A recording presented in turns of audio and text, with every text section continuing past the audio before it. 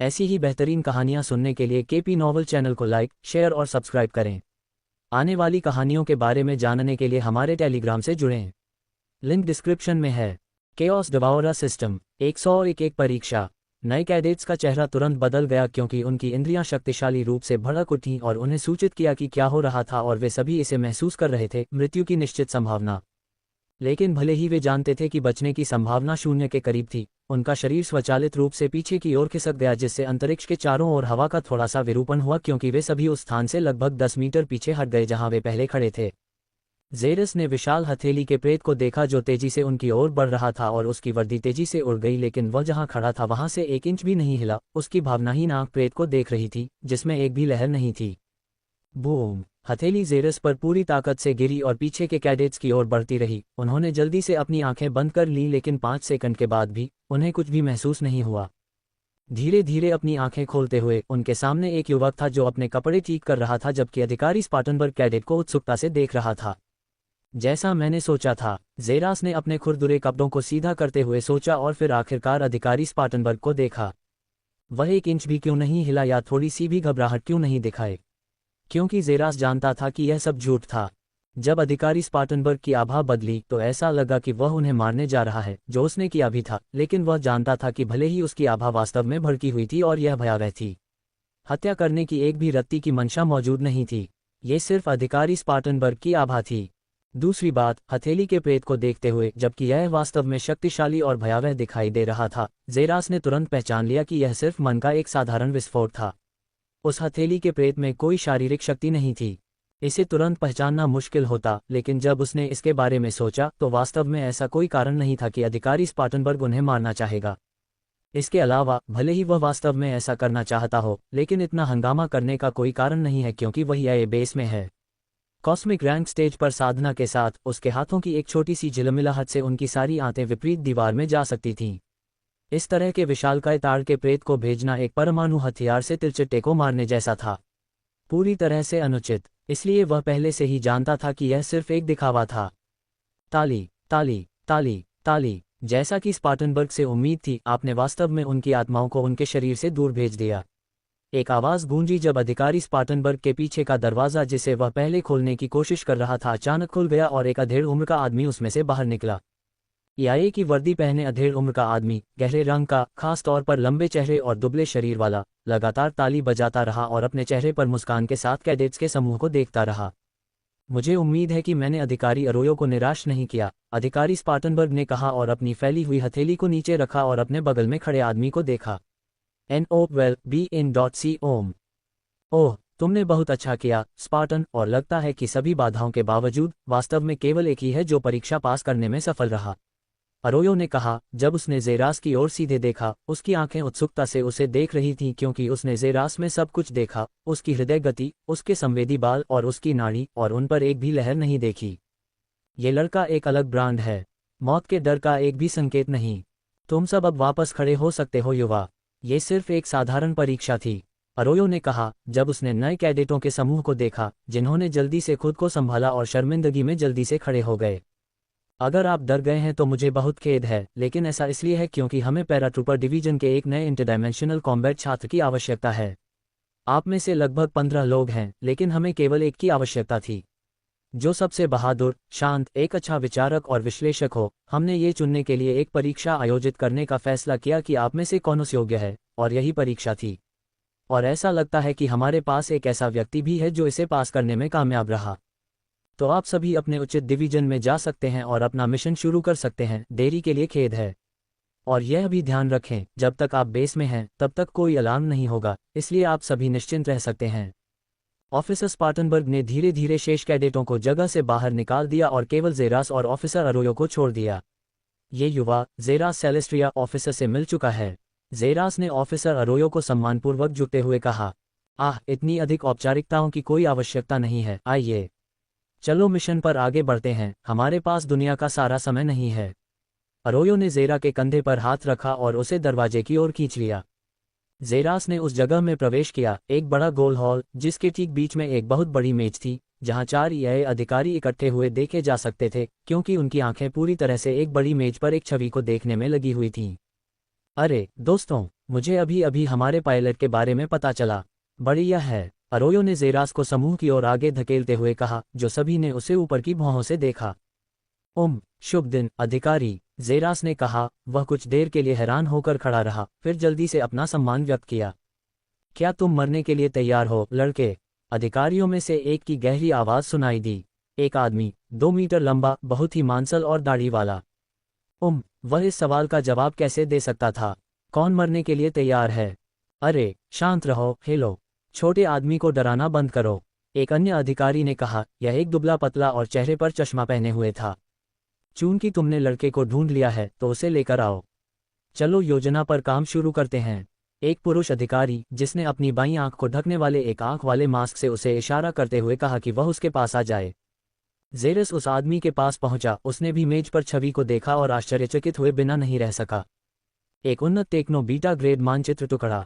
जेरस के सामने की मेज को मेज नहीं कहा जा सकता था। इसके बजाय यह एक नीला होलोग्राफिक था जिसमें विभिन्न छवियों को दर्शाया गया था, जिसमें यह बेस था जहां वे वर्तमान में दिखाए गए थे, जबकि ग्रह हम्बर्ट के अन्य विभिन्न क्षेत्रों को इसमें देखा जा सकता था। यह एक उन्नत ग्रह स्तर का मानचित्र था जो पूरे ग्रह के पूरे क्षेत्र को दिखा सकता था। लेकिन ये बिल्कुल भी आश्चर्यजनक नहीं था। इस तकनीक के बारे में चौंकाने वाली बात यह है कि यह पूरे ग्रह के भीतर हर एक जीवित इकाई पर नजर रखता है, उन्हें छोटे बिंदुओं में दर्शाता है। इस तकनीक के साथ पूरे हम्बन ग्रह में हर विशेष क्षेत्र में मौजूद हर जीवित चीज की स्वचालित संख्या पर नजर रखी जा सकती है। मुझे लगता है कि आप जानते हैं कि यह उपकरण क्या है बच्चे। अधिकारी एम्माउस, एक चश्मा पहने हुए आदमी ने उससे कहा जब उसने मानचित्र पर दर्शाए गए यह बेस क्षेत्र पर टैप किया, जिससे ये तेजी से टेबल पर फैल गया। ये वह जगह है जहां हम हैं। अधिकारी एम्माउस ने उससे कहा जब जेरास ने दिखाए गए क्षेत्र को देखा जहां 5 छोटे नीले बिंदु देखे जा सकते थे। तो ये हम हैं, जेरास ने स्तब्ध होकर कहा। इस उपकरण के साथ हर चीज और किसी भी चीज का पूर्ण स्थान यह को पूरी तरह से पता चल जाएगा और छिपाने जैसा कुछ भी नहीं है। चूंकि आप देख सकते हैं कि यह टुकड़ा सच है, तो चलिए असली काम पर आते हैं। 102 मुख्य पैराट्रूपर डिवीजन में शामिल होना। चूंकि आप पहचान सकते हैं कि यह उपकरण असली है, तो चलिए मुख्य मिशन पर चलते हैं।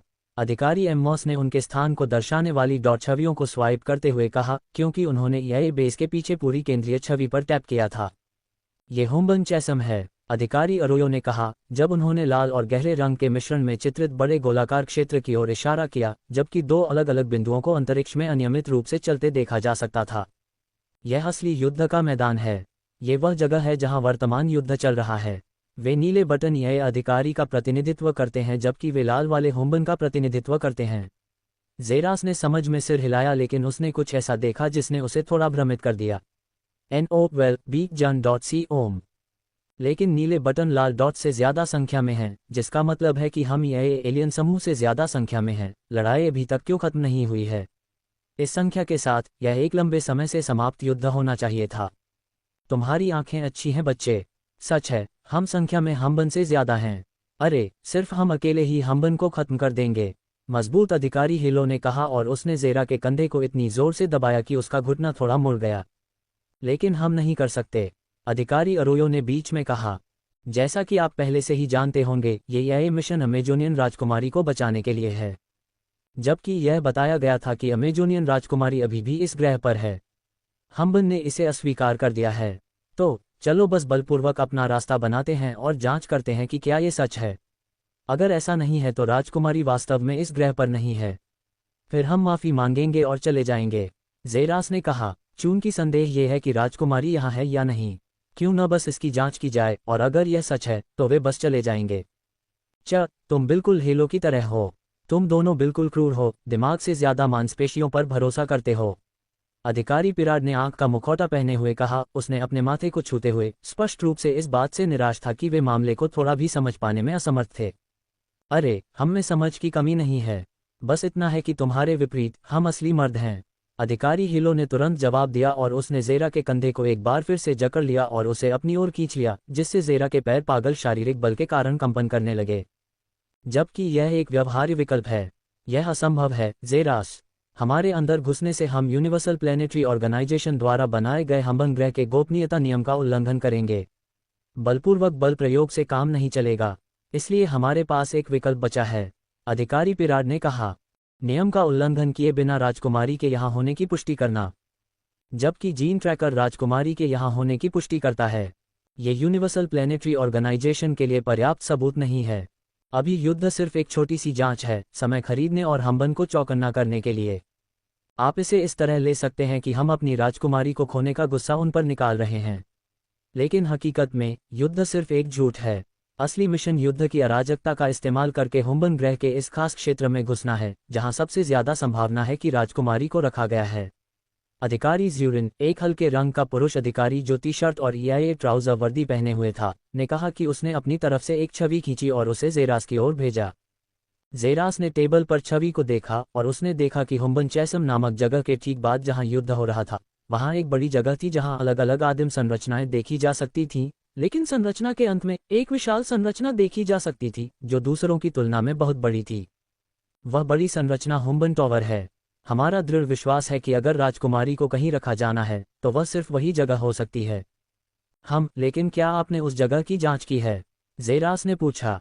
नहीं, हमने नहीं की, अधिकारी एम्मॉस ने अपना सिर हिलाते हुए कहा। क्या? क्यों? क्योंकि हम पूरे ग्रह की सबसे महत्वपूर्ण संरचना में जाकर यह नहीं पूछ सकते कि कृपया हम अंदर जा सकते हैं। लेकिन यही सबसे संभावित जगह है जहां राजकुमारी छिपी हुई है, जेरास ने बहुत उलझन में उत्तर दिया।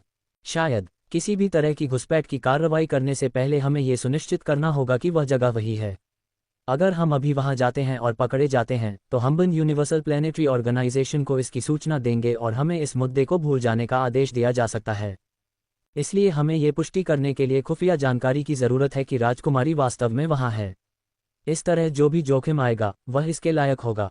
ठीक है सर, तो चलिए जांच करते हैं, जेरास ने सलाह दी।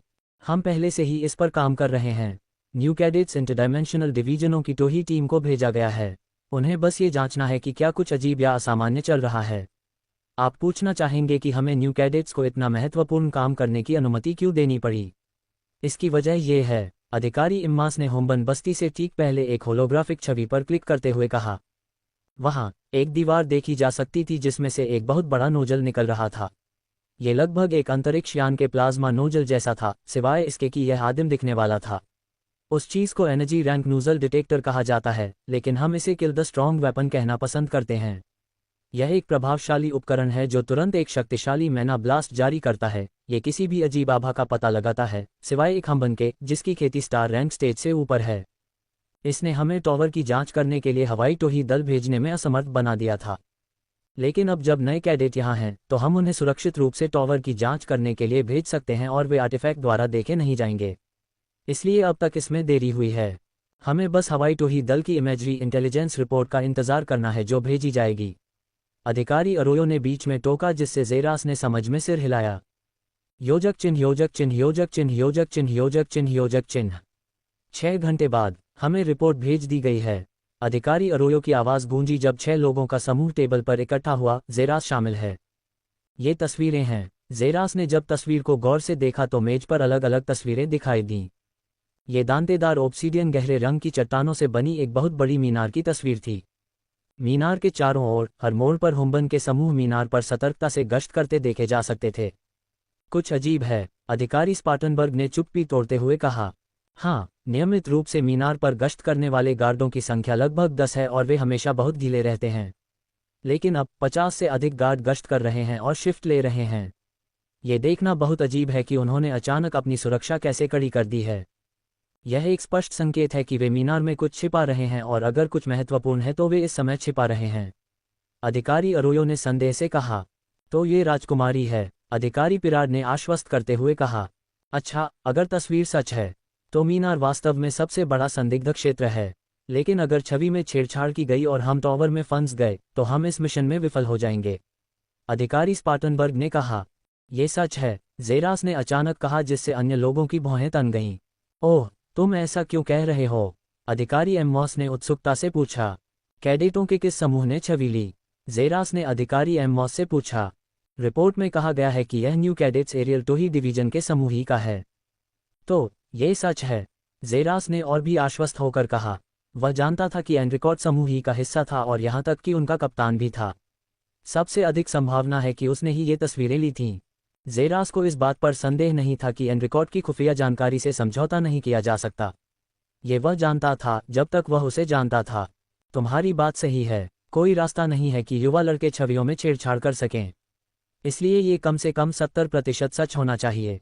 हम अभी भी उस प्रतिशत पर दांव लगा सकते हैं, अधिकारी अरोयो ने कहा। अब जब हम जानते हैं कि टॉवर वह जगह है जहां राजकुमारी को रखा गया है, अब घुसपैठ की प्रक्रिया शुरू हो सकती है। हम आखिरकार 100 जोड़ अध्यायों तक पहुंच गए हैं, सटीक रूप से 102। इसके बाद मेरे दिमाग की कोशिकाएं काफ़ी हद तक खत्म हो गई हैं। मुझे कोई आपत्ति नहीं होगी अगर कोई मुझे मेरे मस्तिष्क की कोशिकाओं को फिर से जीवंत करने के लिए प्रेरणा कैप्सूल दे। हाँ, बस मजाक कर रहा हूँ। 103 संकट का मार्ग। एक सफ़ेद रंग का अंतरिक्ष यान बादलों के बीच छिपकर हवा में उड़ रहा था और तेजी से आगे बढ़ रहा था, उन सभी को उड़ाकर गैस वाष्प की बौछार कर रहा था। फिर भी अपनी तेज गति के बावजूद यह बादलों के बीच खुद को छिपाने में सक्षम था, जिससे यह एक मृगतृष्णा की तरह लग रहा था। अंतरिक्ष यान की नियंत्रण सीट पर ज़ेरस मुख्य नियंत्रण अनुभाग में बैठ गया और उसने रडार को देखते हुए बार बार अलग अलग बटनों पर टैप किया, जहां क्षेत्र का पूरा नक्शा देखा जा सकता था और उसका अंतरिक्ष यान यात्रा भी दिखाई दे रहा था। हम हम्बन चैसम के करीब पहुंच रहे हैं। अगर हम मैक 4 की गति से चलते रहे तो लगभग 2 घंटे 20 मिनट में वहां पहुंच जाएंगे, ज़ेरस ने खुद से कहा, लेकिन उसके पीछे से एक आवाज़ गूंजी।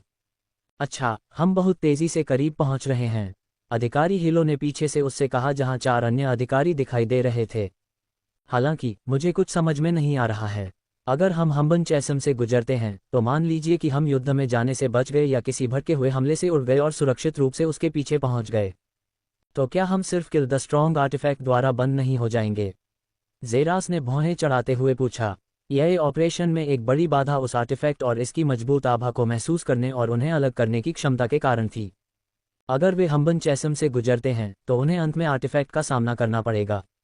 इसके साथ हमले में खोजे जाने या पूरी तरह से मारे जाने की बात पक्की थी। ठीक है, हमने आपको हम्बन चैसम के करीब पहुंचने के बाद बताने का फैसला किया है, लेकिन चूंकि आपने पूछा है तो चलिए इसे खत्म करते हैं, अधिकारी एममॉस ने कहा। Clear path holographic map image को सक्रिय करें। ज़ेरास के सामने रडार बदल गया क्योंकि इसने अचानक समूह के ऊपर हवा में प्रकाश की किरण छोड़ी, जिस पर छवि 10 गुना अधिक अच्छी तरह से प्रक्षेपित हो गई। छवि पर 3 रास्ते चिन्हित थे। नक्शे के नीचे एक क्षेत्र जो ईआईए बेस कहता है। ज़ेरास अनुमान लगा सकता था कि यह वह क्षेत्र था जहां ईआईए बसा था और जहां से उन्होंने उड़ान भरी थी। नक्शे के मध्य में 2 लंबी दांतेदार रेखाएं उस पर चलती हैं, जिस पर टैग द हम्बन चैसम स्पष्ट रूप से अंकित है। संभवतः यहीं पर वर्तमान में युद्ध चल रहा था। चैसम के बाद हम्बन बस्ती थी जिसमें हम्बन टॉवर की पहचान की गई थी। ये हम्बन टॉवर है जहां हम जा रहे हैं। ये वह अंतरिक्ष यान है जो तेजी से हम्बन चैसम के करीब आ रहा है। अगर हम हम्बन चैसम से गुजरे तो हम उस कलाकृति द्वारा गोली मार दिए जाएंगे। दोपहर के 2:29। लेकिन यहाँ देखिए, हम्बन चैसम के बाईं और दूर छोर पर। अधिकारी एम्माउस ने उसे नक्शे पर एक विशेष स्थान दिखाया। ये हम्बन चैसम के बिल्कुल अंत में था और इसे गहरे रंग की स्याही से दर्शाया गया था और लेबल किया गया था द मेलोवेलेंसी। मेलोवेलेंसी लेबल वाली जगह। ज़ेरास ने उस क्षेत्र को देखते हुए आंखें सिकुड़ते हुए पूछा। हाँ, हम भी लंबे समय से जानते थे कि आर्टिफैक्ट से गुजरना एक बड़ी समस्या है। इसलिए हमने आर्टिफैक्ट के हमले की सीमा से बाहर एक जगह की तलाश करने की कोशिश की और आखिरकार हमें वह मिल ही गई। यह एक छोटा रास्ता है हम्बन चैसम और मेलोवेलेंसी के बीच में, अधिकारी एम्माउस ने समझाया। वह रास्ता आर्टिफैक्ट की पहुंच से बाहर है। अगर हम रास्ते से गुजरते हैं तो अतिरिक्त मीलों के कारण हम्बन बस्ती तक पहुंचने में अधिक समय लगेगा। हम आर्टिफैक्ट द्वारा उड़ाए जाने से सुरक्षित रूप से बच सकेंगे, अधिकारी अरोयो ने बीच में टोका। मुझे आश्चर्य है कि क्या हम्बन इस रास्ते के बारे में जानते हैं। मुझे यकीन है कि अगर उन्हें ये पता होता तो वे सफलतापूर्वक सीमा का विस्तार कर लेते, ज़ेरास ने कहा। वास्तव में उन्हें नहीं पता। उन्हें बस यह विश्वास था कि आर्टिफैक्ट की सीमा सभी क्षेत्रों को कवर करती है और मालोवेलेंट सागर बाकी को कवर करता है। आर्टिफैक्ट की सीमा को मालोवेलेंट सागर तक बढ़ाने की कोई आवश्यकता नहीं थी, अधिकारी एम्मॉस। क्यों? ज़ेरास ने उत्सुकता से पूछा। क्योंकि मालोवेलेंट सागर सिर्फ एक और किल द स्ट्रॉन्ग आर्टिफैक्ट है, अधिकारी एम्मॉस ने उत्तर दिया। मेलवोलेंसी अपने नाम की तरह ही है, एक मेलवोलेंसी, अधिकारी अरोयो ने कहा, उसकी आवाज़ में सावधानी स्पष्ट और स्पष्ट थी। मेलवोलेंसी में घसीटा गया कुछ भी कभी भी दिन की रोशनी नहीं देख सकता। यहाँ तक कि ग्रह के प्राकृतिक निवासी हम्बन भी उस आदेश से बच नहीं सकते, अधिकारी इम्मास ने कहा कि उसकी आंखें सिकुड़ गईं। मेलवोलेंसी में क्या है? ज़ेरास ने सावधानी से पूछा। यह एबिसल प्राणियों का घर है। यह एक समुद्र है, लेकिन मछलियों की जगह एबिसल प्राणियों से भरा हुआ है। शक्तिशाली काले जानवर जिनका एक ही लक्ष्य है, किसी भी अजनबी को देखते ही मार डालो, अधिकारी एम्मॉस ने लगातार सिर हिलाते हुए कहा। और वे बहुत शक्तिशाली हैं, अधिकारी हिलो ने कहा। एक बार कहा गया था कि पीक कॉस्मिक रैंक स्टेज के समान रैंक का एक एबिसल प्राणी पहले भी एक बार समुद्र से बाहर गोता लगा चुका है, अधिकारी एम्मॉस ने कहा। एक पीक कॉस्मिक रैंक स्टेज विशेषज्ञ। ये सुनकर ज़ेरास चौंककर चिल्लाया। पीक कॉस्मिक रैंक, ये गैलेक्सी रैंक स्टेज तक पहुंचने के लिए सिर्फ एक और माइनर लेवल था। पृथ्वी पर परम शिखर साधना चरण। ऐसा प्राणी समुद्र में रहता है। अगर आपको लगता है कि यह चौंकाने वाला है, तो सबसे चौंकाने वाली बात यह है कि हम ठीक से नहीं जानते कि समुद्र में ऐसे कितने जानवर हैं। कौन जानता है, 1000 हो सकते हैं, सैकड़ों, लाखों। ये बहुत रहस्यमय है और यह इसके बारे में बिल्कुल भी उत्सुक नहीं है। क्यों? क्योंकि ऐसा करने की लागत लाभ से बहुत अधिक है। अन्वेषण के लिए कितने लोग खो जाएंगे जहां कुछ भी आश्चर्यजनक नहीं मिलने की संभावना है। इसलिए पूरी दुनिया इस जगह को अनदेखा करती है। इसलिए यह एक विश्व निषिद्ध क्षेत्र है।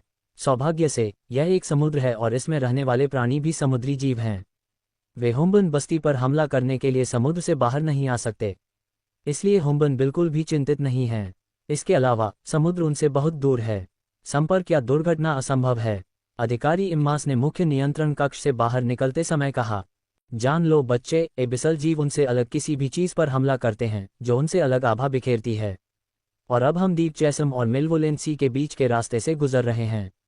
बस प्रार्थना करें कि हम एबिसल जीवों द्वारा खोजे न जाएं या हम केवल अपनी घटिया किस्मत को कोस सकते हैं। और अधिकारी अरोयो ने अपने कंधे पर हाथ रखते हुए कहा, क्योंकि वह भी अधिकारी हिलो के साथ बाहर की ओर जा रहा था, अपनी बात पूरी किए बिना। अकेला रह गया ज़ेरास, जो अपने सामने रडा छवि को बेजान भाव से देख रहा था। वह अंतरिक्ष यान को तेजी से हम्बन चैसम के करीब आते हुए और मेलवोलेंसी के बगल में उस रास्ते पर तेजी से जाते हुए देख सकता था। एक ऐसे रास्ते के बीच से गुजरना जहां एक तरफ युद्ध लड़ा जाता है और दूसरी तरफ जहां से कोई कभी वापस नहीं लौटा है। एक बात तो पक्की थी, वे वाकई जीवन और मृत्यु के बीच की रेखा पर चल रहे थे, जहां उनकी आत्माएं लेडी लक के हाथों में लटकी हुई थीं। योजक चिन्ह, योजक चिन्ह, योजक चिन्ह, योजक चिन्ह, योजक चिन्ह, योजक चिन्ह। 3 घंटे बाद अंतरिक्षयान आखिरकार गहरी खाई पर पहुंचा, क्योंकि ज़ेरास ने अपना रास्ता बदल दिया और रडा द्वारा बताए गए संकरे रास्ते की ओर मुड़ गया। ज़ेरास ने उस जगह के करीब आते हुए अंतरिक्षयान की गति को पूरी तरह से धीमा कर दिया। एब्सोल्यूट कंसील को सक्रिय करें, ज़ेरास ने आदेश दिया, क्योंकि अंतरिक्षयान धीरे धीरे पारदर्शी हो गया। आपने सफलतापूर्वक एब्सोल्यूट कंसील को सक्रिय कर दिया है और गति को मैक 1 से भी कम कर दिया है। अब अंतरिक्षयान को पहचानना 3 गुना मुश्किल होगा।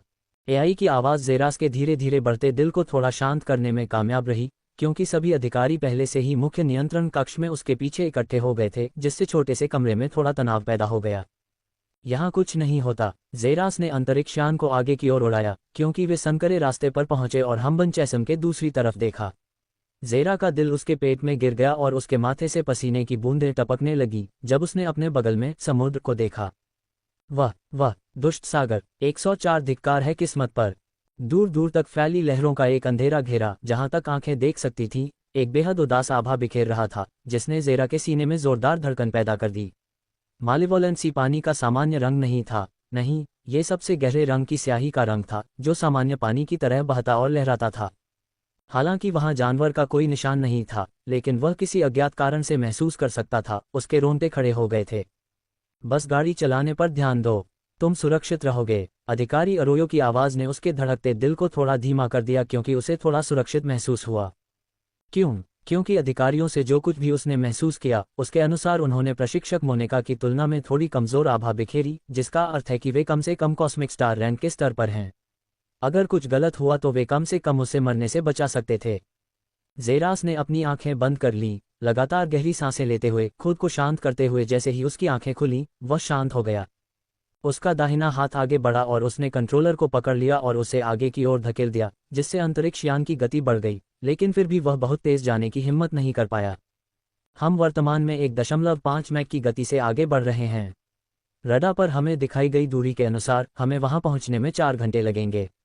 ज़ेरास ने अधिकारियों को शांति से सूचित किया, क्योंकि उसने पूरी तरह से उड़ान पर ध्यान केंद्रित किया और खुद को समुद्र की ओर देखने से रोक लिया। अच्छा, वह इतनी जल्दी आसानी से अपना शांत वापस पा सकता है और कार्य पर पूरी तरह से ध्यान केंद्रित कर सकता है। अरोयो की आवाज़ दूसरे अधिकारियों के दिमाग में गूंज उठी। यह उसकी आनुवंशिक क्षमताओं में से एक थी, टेलीपैथी। कम से कम उसकी एकाग्रता अच्छी है। इसके अलावा वह अन्य कैडेटों की तरह नहीं है, जो अत्यधिक सम्मानजनक और कठोर होते हैं। वह सवाल पूछने से नहीं डरता और सुनना अच्छी तरह जानता है। ये कुछ अच्छे गुण हैं, अधिकारी हीलो ने कहा, उसकी आवाज़ दूसरे लोगों के दिमाग में गूंज रही थी। वह अच्छा टैलेंट मटीरियल है, अधिकारी ज़्यूरिन ने कहा, जो पूरे समूह में सबसे कम बोलता है। उसने भी पहली बार ज़ेरास की तारीफ की, लेकिन ज़ेरास को पता भी नहीं था कि वे सभी उसके पीछे कुछ चर्चा कर रहे थे, क्योंकि वह पूरी तरह से अंतरिक्ष यान को चलाने पर ध्यान केंद्रित कर रहा था। 1 घंटा जल्दी ही बीत गया जब अंतरिक्ष यान ने चतुराई से खुद को छिपा लिया, बिना किसी शोर के धीरे धीरे रास्ते पर आगे बढ़ रहा था। फिर भी जैसे जैसे वह आगे बढ़ता गया, वैसे वैसे सूरज धीरे धीरे दूर होता गया और रात धीरे धीरे बढ़ती गई। ऐसा कहा जाता है कि रात में अथाह जीव सबसे अधिक सक्रिय होते हैं। अधिकारी अरोयो की आवाज़ उनके दिमाग में गूंज उठी और अन्य अधिकारियों ने भी स्वीकृति की एक झलक दिखाई, क्योंकि वे ज्वार की ताकत में वृद्धि को देखते हुए मालेवोलेंट समुद्र को घूर रहे थे। ज़ेरास, गति को मैक 1 तक कम करें, अधिकारी एम्मॉस ने ज़ेरा के कंधे पर धीरे से थपथपाते हुए निर्देश दिया। हाँ, अधिकारी, ज़ेरास ने आदेश का पालन किया, लेकिन उसका दिल और भी तेजी से धड़कने लगा, क्योंकि उसने ये भी देखा कि धीरे धीरे अंधेरा छा रहा है। उसे पता था कि इसका समुद्र पर सबसे अधिक प्रभाव पड़ेगा, लेकिन वह ज्वार की लगातार बढ़ती आवृत्ति से अवगत नहीं था। योजक चिन्ह, योजक चिन्ह, योजक चिन्ह, योजक चिन्ह, योजक चिन्ह, योजक चिन्ह। अंतरिक्ष यान के एकाकी रास्ते से धीरे धीरे आगे बढ़ने के साथ 2 और घंटे तेजी से बीत गए। अंतरिक्ष यान पर मौजूद सन्नाटे को तोड़ने वाली एकमात्र चीज टकराने वाली लहरों की आवाज़ थी। 5 अधिकारियों ने खुद को स्क्रीन को कवर करने के लिए तैनात किया है, जहां से मालोवेलेंट सागर को देखा जा सकता है, जिससे ज़ेरा का दृश्य स्वतः अवरुद्ध हो गया। ज़ेरास ने भी इस क्रिया को देखा, लेकिन उसने कुछ भी कहने से इनकार कर दिया और पूरी तरह से पायलटिंग पर ध्यान केंद्रित किया, जैसा कि उसे बताया गया था। अधिकारी अरोयो की आंखें संकीर्ण हो गई थीं, क्योंकि 5 ने समुद्र के लगातार बढ़ते ज्वार को देखा जो हर मिनट के साथ गुजरता था और धीरे धीरे अंधेरा छा रहा था। सभी अधिकारियों की आंखें अचानक एक साथ चौड़ी हो गईं, क्योंकि उन्होंने अंधेरे में बहुत दूर एक हल्की चमक देखी। दूर से लहरें धीरे धीरे उठती हैं, क्योंकि बढ़ते ज्वार की आवाज़ तुरंत बढ़ जाती है। अधिकारी अरोयो ने अन्य अधिकारियों को देखा और ज़ेरास की ओर मुड़ने से पहले उन्हें सिर हिलाया और नीचे झुककर ज़ेरा के कंधे पर अपने दोनों हाथ रखे। ज़ेरास, अधिकारी अरोयो ने फुसफुसाया। हाँ, अधिकारी, गति को मैक 8 तक बढ़ाएं और चुपचाप उड़ान भरने की कोशिश करने के बारे में चिंता न करें। ज़ेरास का दिल तुरंत धड़क उठा, जैसे उसके सिर की नसें फट गई हों। उसका दिल बेकाबू हो रहा था, लेकिन उसके कंधे पर टिकी 2 हथेलियों ने उसे अजीब तरह से शांत कर दिया। हाँ, अधिकारी अरोयो, ज़ेरास ने तुरंत कंट्रोलर को जितना हो सके उतना आगे धकेला, क्योंकि स्पेसशिप मैक 8 की भयानक गति पर पहुंच गया था। RIP। हवा के फटने की तेज आवाज़ पूरे मालेवोलेंट सागर में गूंज उठी, क्योंकि ध्वनि की गति एक ही विस्फोट में 8 बार टूट गई थी। परिणामी बल के कारण ज़ेरास की पीठ सीट पर जा लगी, क्योंकि कंट्रोलर को पकड़े हुए उसके हाथ लगातार कंपन कर रहे थे। इंटरडायमेंशनल कॉम्बैट क्लास में अब तक की उसकी सबसे अधिक गति मैक 4 थी। अब जब उसे अचानक उस गति को दोगुना करने का आदेश दिया गया, तो उसके हाथ कांपने लगे। दूरी पर छोटी रोशनी अविश्वसनीय रूप से तेजी से बंद हो रही थी, जिससे अधिकारियों की आंखें और भी अधिक संकीर्ण हो गईं, क्योंकि उन्होंने देखा कि अलग अलग अन्य रोशनी दिखाई दे रही थी और धीरे धीरे इकट्ठा हो रही थीं। NO12BN.C पिराड, ये जांचने की कोशिश करो कि यह किस प्रकार की है। अधिकारी अरोयो ने उस अधिकारी को आदेश दिया जिसने एक आंख का मुखौटा पहना था, क्योंकि आदमी ने सिर हिलाया और धीरे धीरे अपनी आंखों का पर्दा हटाया। आंखों का पर्दा हटाते ही एक बहुत ही चमकदार बैंगनी प्रकाश दुनिया के सामने प्रकट हुआ, जो ऐसा लग रहा था जैसे कि अलग अलग तारों की छोटी छोटी किरणें उसकी पुतली में चमक रही हों। अधिकारी पिराड की आंखें दूर की रोशनियों को देख रही थीं, क्योंकि उनकी निगाहें उन पर टिकी हुई थीं। दूर का दृश्य तुरंत अधिकारी पिराड के सामने प्रकट हुआ, मानो वह उनके ठीक सामने हो, जिससे उन्हें लगभग 1000 किलोमीटर दूर की एक अत्यंत स्पष्ट छवि मिल रही थी। उनकी आंखें रोशनी पर टिकी हुई थीं, और उन्होंने एबिसल मछलियों के एक समूह को देखा, जिनमें से सबसे छोटी लगभग 2 मीटर लंबी थी। उनकी आंखें उन पर टिकी हुई थीं, क्योंकि वे समूह के ठीक पीछे सबसे चमकदार रोशनी पर केंद्रित थीं, और उन्होंने एक भालू जैसे एबिसल प्राणी को देखा। उनके शरीर ने गलती से शक्तिशाली दबाव की एक लहर उत्सर्जित की, लेकिन ज़ेरास तक पहुंचने से पहले अधिकारी हेलो की मांसपेशियों के एक हल्के कंपन के साथ इसे तुरंत रद्द कर दिया गया। अधिकारी पिराड की आंखों की चमक कम हो गई, क्योंकि उन्होंने अधिकारी अरोयो को देखने से पहले अपनी आंखों का पर्दा लगाया। सामने वाले सैकड़ों लोग छोटे मोटे हैं, लेकिन पीछे वाला बड़ा भालू पीक कॉस्मिक रैंक स्टेज पर है। अगर वह अकेला होता तो शायद थोड़ा संघर्ष करना पड़ता, लेकिन उन छोटे लोगों के साथ, और हमें नहीं पता कि वास्तव में कितने अन्य लोग आसपास हैं, इसलिए संलग्न होना बुद्धिमानी नहीं है, अधिकारी पिराड ने कहा, जब अचानक ज़ेरा की आवाज़ अंतरिक्ष यान में गूंज उठी। अधिकारियों, अगर हम मैक 8 पर चलते रहे तो हम 30 मिनट में बाहर निकल जाएंगे। जेरास ने कहा।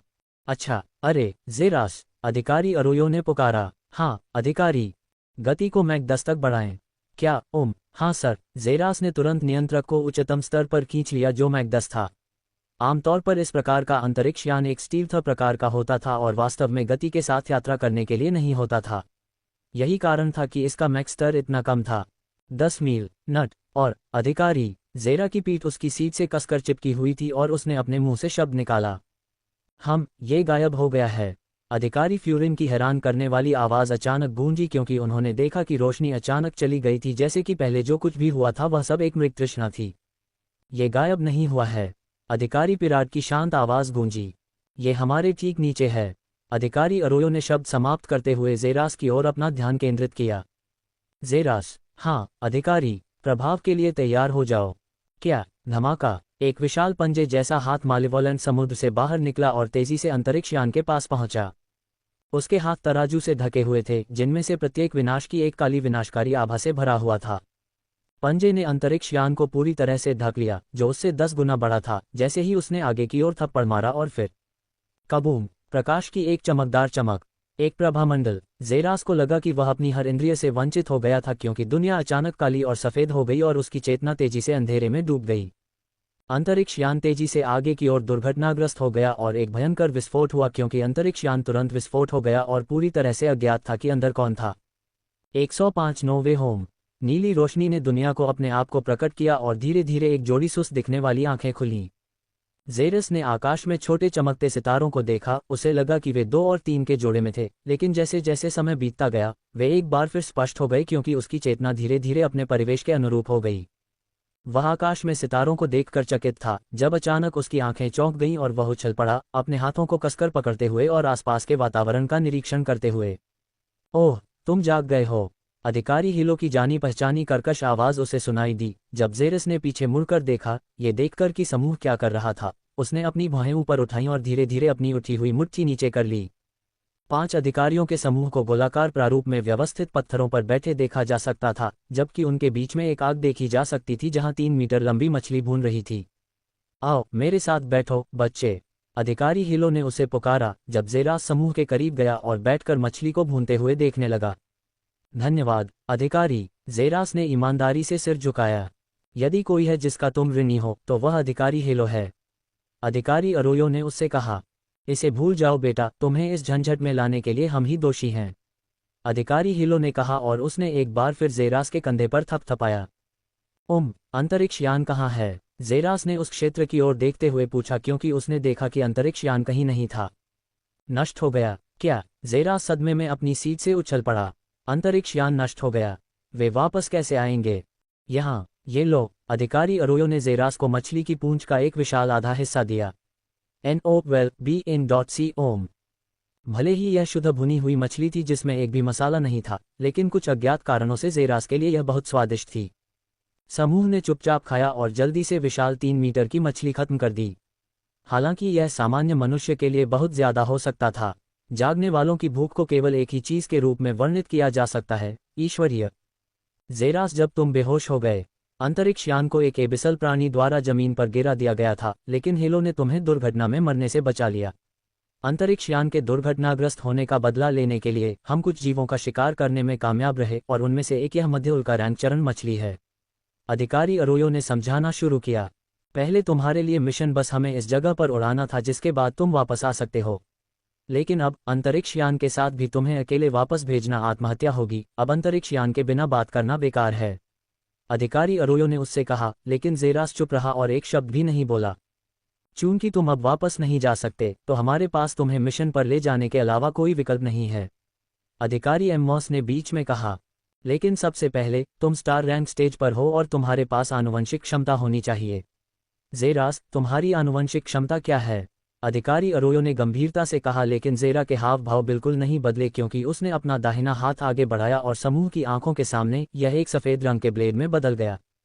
पूरे समूह ने जेरास के मांस से बने सफ़ेद रंग के ब्लेड को देखकर भौहें उठाईं, लेकिन जेरास ने ऐसा नहीं किया क्योंकि माना उसके शरीर में गड़गड़ाहट कर रहा था और ब्लेड में बह रहा था, जिससे ब्लेड के चारों ओर माना का एक सफ़ेद प्रभामंडल बन गया। यह मेरी आनुवंशिक क्षमता है, जेरास ने कहा, जिससे अरोयो ने स्वीकृति की एक छोटी सी झलक दिखाई। ज़ेरास, मुझे ब्लेड से काटने की कोशिश करो, हेलो ने अचानक कहा, जिससे ज़ेरा के चेहरे पर एक चौंका देने वाला भाव दिखाई दिया क्योंकि उसने हेलो को अपने हाथ आगे बढ़ाते हुए देखा।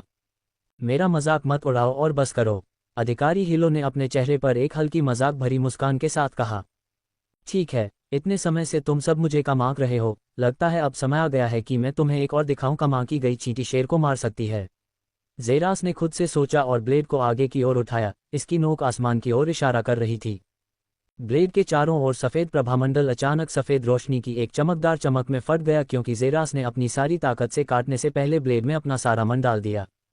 RIP। हवा के दो टुकड़ों में कटने की आवाज़ गूंज उठी जब ब्लेड नीचे की ओर कटा और अधिकारी हेलो की बांह पर गिरा। मरना। ज़ेरा की आंखें अविश्वास में चौड़ी हो गईं क्योंकि वह फिसल गया था और उसने मुंह में खून भर लिया था। ज़ेरा के पूरे सिस्टम में एक भयानक कंपन हुआ क्योंकि उसका खून उसके शरीर में लुढ़क गया। हा हा हा हा। रात के सन्नाटे में अधिकारी हेलो की मजाकिया हंसी गूंज उठी जबकि अन्य अधिकारियों के चेहरों पर हल्की सी मुस्कुराहट दिखाई दी। मैं कैसे? ज़ेरा ने उलझन में अधिकारी हेलो के फैले हुए हाथ को देखा क्योंकि उसने देखा कि हाथ पर केवल एक सफ़ेद रेखा दिखाई दे रही थी और फिर वह जितनी तेज़ी से दिखाई दे रही थी उससे कहीं ज़्यादा तेज़ी से गायब हो गई। अपनी आनुवंशिक क्षमता का उपयोग करके और उसमें अपना पूरा मन डालकर उसका पूरा शक्तिशाली हमला अधिकारी हेलो की बांह पर केवल एक सफ़ेद रेखा बनाता है। इसके बजाय वह परिणामी लहर से घायल हो गया। ज़ेरस, ये पहले से ही काफ़ी प्रभावशाली है कि आप अधिकारी हेलो के हाथ पर भी एक रेखा छोड़ सकते हैं।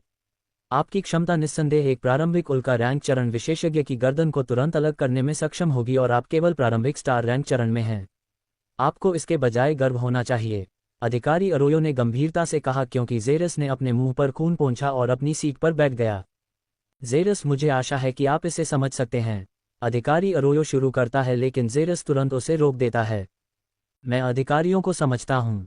मैं इस मिशन में भाग लेने के लिए वर्तमान में बहुत कमज़ोर हूँ। हुम्बन टॉवर के चारों ओर के हुम्बन झुंड में सबसे मजबूत होंगे। चूंकि हम एक घुसपैठ मिशन कर रहे हैं, इसलिए मेरा वहां जाना केवल मिशन को बर्बाद कर देगा। इसलिए ये सुनिश्चित करने के लिए कि मिशन पूरा हो, मुझे पीछे छोड़ दिया जाना चाहिए। ज़ेरस ने अपने सामने जलती हुई लौ को देखते हुए शांति से समझाया। जब अधिकारी अरोयो ने अपना सिर नीचे किया और अन्य अधिकारियों ने कुछ नहीं कहा तो जगह में भयानक सन्नाटा छा गया। ईमानदारी से कहूं तो, भले ही आपने मुझे अपने साथ आने के लिए कहा हो, हालांकि मैं अवज्ञा करने की हिम्मत नहीं कर सकता, लेकिन मैं अनिच्छुक होता क्योंकि अगर मैं आपका अनुसरण करता तो मेरे मरने की बहुत अधिक संभावना होती। इसलिए मैं खुश हूं कि मैं पीछे रहूंगा। घुसपैठ और युद्ध मेरे बस की बात नहीं है। मैं एक सैनिक से ज़्यादा एक पायलट हूं। इसलिए मिशन के लिए शुभकामनाएं अधिकारी, ज़ेरास ने एक चमकदार मुस्कान के साथ कहा। बस मिशन पूरा करने के बाद मेरे लिए यहाँ वापस आना मत भूलना। मैं किसी एलियन ग्रह पर मरना नहीं चाहता, ज़ेरास ने कहा, जिससे अधिकारी हेलो जोर से हंस पड़े। मुझे तुम बहुत पसंद हो ज़ेरास, बहुत मर्दाना, वहाँ के एमॉस से अलग। चिंता मत करो, भले ही वे तुम्हें भूल जाएं, मैं तुम्हारे लिए वापस आऊँगा, मिशन पूरा हो या न हो, इसलिए तुम्हें चिंता करने की कोई बात नहीं है, अधिकारी हेलो ने कहा। उसका बड़ा हाथ ज़ेरास के कंधे पर थपथपा रहा था, हालांकि ज़ेरास हर एक थपकी के साथ खून की खांसी कर सकता था। मुझे खुशी है कि तुम समझ गए ज़ेरास, और चूंकि तुम मिशन में शामिल नहीं होना चाहते, इसलिए मैं तुम्हें मजबूर नहीं करूंगा। ये जगह हम्बन बस्ती और मालोवेलेंट सागर के बीच का वन क्षेत्र है। समुद्र के नज़दीक होने के कारण ये हम्बन के लिए भी एक प्रतिबंधित क्षेत्र है, इसलिए तुम्हें यहाँ सुरक्षित रहना चाहिए। मिशन की अवधि सिर्फ 2 दिन या अधिकतम 4 दिन है। मैंने EIA बेस से संपर्क किया है और तुम्हारी लोकेशन तुम्हारी स्कूल वॉच के जरिए सफलतापूर्वक पता चल गई है। अगर 4 दिनों के बाद भी तुम हमें नहीं देखते तो वे तुम्हारी वॉच को ट्रैक करेंगे और तुम्हें वापस बेस पर ले आएंगे, अधिकारी अरोयो ने कहा। हाँ सर, ज़ेरास ने सीधे खड़े होकर कहा। अच्छा, याद रखना कि जंगल को कभी मत छोड़ना। हम निश्चित रूप से 3 दिनों में आपके पास वापस आएंगे, अधिकारी एमॉस ने किनारे से कहा। मैं इंतज़ार कर रहा हूँ, अधिकारी। ज़ेरास ने सबसे नज़दीकी पेड़ पर चढ़ने और शाखाओं पर कूदने से पहले एक चमकदार मुस्कान के साथ कहा। तो अब हमारे लिए भी चलने का समय आ गया है, अधिकारी अरोयो ने कहा जब पांचों का समूह खड़ा हुआ और धीरे धीरे जंगल से बाहर निकलकर मालेवोलेंट सागर के विपरीत दिशा में चला गया। कुछ बेवकूफ़ी मत करो ज़ेरास, अधिकारी हेलो की आवाज़ दूर से गूंजी, जिससे ज़ेरा के चेहरे पर मुस्कान आ गई क्योंकि उसने अपने दोनों हथेलियों को अपने सिर के पीछे टिकाया और जिस पेड़ की शाखा पर वह लेटा हुआ था उसके आराम में डूब गया। कुछ बेवकूफ़ी करो। उसे एक राजकुमारी के लिए बेवकूफ़ी भरी मौत मरने में बिल्कुल भी दिलचस्पी नहीं थी जिसके बारे में वह कुछ भी नहीं जानता था। ऐसा करने के बजाय वह पेड़ की शाखा पर आराम करते हुए और अनाथालय में सिखाए गए शराबी और गधे के गीत के बारे में सीटी बजाते हुए समय बिताता। कम से कम वह तो था, उसने जो योजना पहले बनाई थी वह विफल हो गई। अचानक उसके सामने कुछ ऐसा प्रकट हुआ जिससे वह पेड़ से नीचे गिर गया। उसके माथे की नसें उभर आईं और अविश्वास और क्रोध में उसे खून की खांसी होने लगी। ज़ेरास ने जोर से कहा, वह किसे समझाने की कोशिश कर रहा था, ये तो शैतान ही जानता है। लेकिन मुझे अधिकारियों ने जंगल न छोड़ने के लिए कहा है। ज़ेरास ने खुद से कहा, दिए गए आदेश से थोड़ा उलझन में। हाँ, बस थोड़ा सा। अरे, इस लानत के पेड़ पर रहने से उसे इतना बढ़िया इनाम नहीं मिलेगा। इसके अलावा चीज़ों के उज्ज्वल पक्ष को देखते हुए अगर वह आखिरकार EIA मिशन को हासिल करने वाला पहला नया कैडेट बन जाता है तो उसे नायक के रूप में प्रशंसा मिलेगी। दोपहर के 3:33। अरे, इस लानत के पेड़ पर रहने से उसे इतना बढ़िया इनाम नहीं मिलेगा। इसके अलावा चीज़ों के उज्ज्वल पक्ष को देखते हुए अगर वह आखिरकार EIA मिशन को हासिल करने वाला पहला नया कैडेट बन जाता है तो उसे नायक के रूप में प्रशंसा मिलेगी। इसमें कोई संदेह नहीं है कि उसे EIA द्वारा भारी इनाम मिलेगा।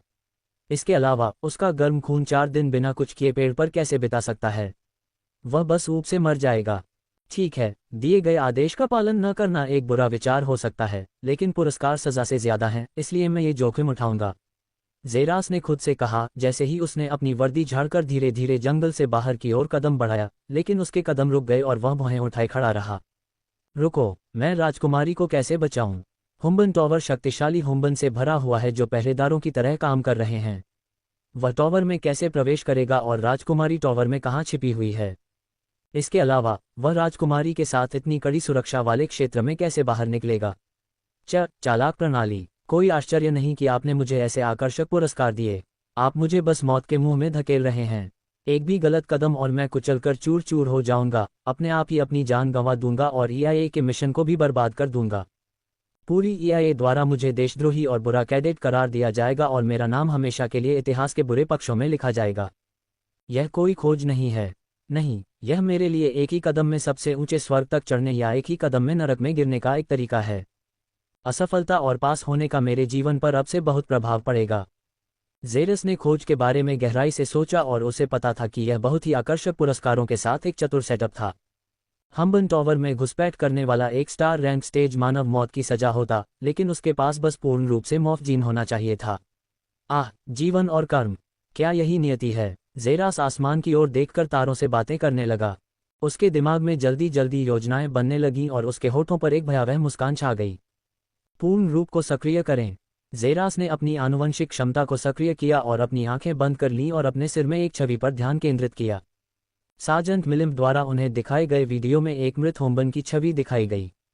योजक चिन्ह योजक चिन्ह योजक चिन्ह योजक चिन्ह योजक चिन्ह योजक चिन्ह। हम्बन 1 के बीच में एक हुम्बन को EIA की वर्दी पहने देखा जा सकता था, जिसकी ऊंचाई ठीक 2 मीटर थी। उसके शरीर पर नीले रंग के तराजू थे, जबकि 4 मांसल भुजाएं देखी जा सकती थीं जो उसे बार बार हवा में घुमा रही थीं। ज़ेरास ने खुद को सिर हिलाते हुए उस आकृति पर नजर डाली जिसे उसने अभी अभी रूपांतरित किया था। अब जब उसने सफलतापूर्वक अपना भेष बदल लिया था और वह युद्ध में मारे गए एक यादृच्छिक हुम्बन की छवि का उपयोग कर रहा था, उसके लिए आसानी से ध्यान आकर्षित करना मुश्किल हो जाएगा। NOWELL-BEACON.com। ज़ेरस ने अपनी EIA वर्दी उतार दी क्योंकि वह फुटेज के जरिए अच्छी तरह से जानता था कि हुम्बन शर्ट के प्रशंसक नहीं है। इसके अलावा उसकी 4 भुजाएं उन्हें हास्यास्पद बना रही थीं। 4 भुजाओं को देखते हुए एक ही समय में चारों को नियंत्रित करना अविश्वसनीय रूप से कठिन था क्योंकि उसे 4 भुजाओं की आदत नहीं थी, लेकिन ये कुछ ऐसा था जिसे वह बाद में सीखेगा। अब जब वह हुम्बन के रूप में प्रच्छन्न था तो वह अपनी योजना के अगले चरण पर आगे बढ़ सकता था, जो हुम्बन बस्ती में जाना और हुम्बन के रूप में जीवन का अनुभव करना था। यह एक और पागलपन भरा रोमांच होगा, ज़ेरस ने खुद से कहा। जंगल से बाहर निकलते समय उसका दिल उसकी छाती में धड़क रहा था और कुछ ही दूरी पर वह सैकड़ों किलोमीटर दूर रोशनी देख सकता था। योजक चिन्ह योजक चिन्ह योजक चिन्ह योजक चिन्ह योजक चिन्ह योजक चिन्ह। हम्बन घर की एक छत पर 2 मानवीय छायाएं देखी जा सकती थीं। आकृतियां आसपास के अंधेरे में घुल-मिल गईं क्योंकि एक काले वस्त्र ने उनके शरीर को पूरी तरह से ढक लिया था, जिससे उनका असली रूप और विशेषताएं अप्रभेद्य हो गईं। मैं ईमानदारी से सोचता हूं कि यह समय की बर्बादी है। उद्धरण चिन्ह। 2 आकृतियों में से एक बहुत कर्कश आवाज निकली जब वे दोनों दूर की ओर देख रहे थे, जहां से हम्बन 1 दिखाई दे रहा था। तुम अकेले नहीं हो, लेकिन अरोयो की हिम्मत कभी गलत नहीं रही। ये कुछ ऐसा है जो हम सभी अच्छी तरह से जानते हैं। अगर उसे लगता कि जेरास वाकई बाकी लोगों को छोड़ देगा तो उसके सही होने की अच्छी संभावना थी। वैसे भी यह सिर्फ रात के लिए है, हम इतना समय बर्बाद कर सकते हैं। दूसरी आवाज ने जवाब दिया जब वे दोनों शांत हो गए और नजर रखने लगे, जब तक कि अचानक जंगल से एक आकृति उभरी और उनकी आंखें सिकुड़ गईं। जंगल में एक हम्बन। मुझे लगा कि यह एक प्रतिबंधित क्षेत्र है। कर्कश आवाज तब गूंजी जब उन्होंने हम्बन को देखा जो जंगल से निकल रहा था और तेजी से बस्ती की ओर बढ़ रहा था। हम्बन बहुत आदिम माने जाते हैं। शायद कोई दूसरा भी खुद को बाहर निकालने जा रहा है। इससे हमारा ध्यान भंग न हो। हमें ये सुनिश्चित करना होगा कि अगर जेरास वास्तव में बाहर निकल गया है तो वह हमारी नज़र से बच न जाए। दूसरी आवाज ने कहा जब वे जंगल पर नजर रख रहे थे, जबकि जंगल से बाहर आया हम्बन जल्दी से बस्तियों के बीच गायब हो गया। एक और जंगली रोमांच के लिए तैयार हैं? मैं भी। 107 थियो। हम्बन बस्ती एक आदिम स्थान था जिसमें पत्थरों और मिट्टी से बनी झोपड़ियों के आकार के घर थे। छत सूखी घास से बनी थी और हम्बन लोगों का जीवन सरल था। उनका मुख्य काम खेती करना और पशुपालन करना था। उनकी संख्या इतनी अधिक नहीं है क्योंकि एक हम्बन 30 साल में केवल एक ही बच्चे को जन्म दे सकता है, इसलिए हम्बन लोगों की कुल संख्या लगभग 1 अरब या उससे भी कम है।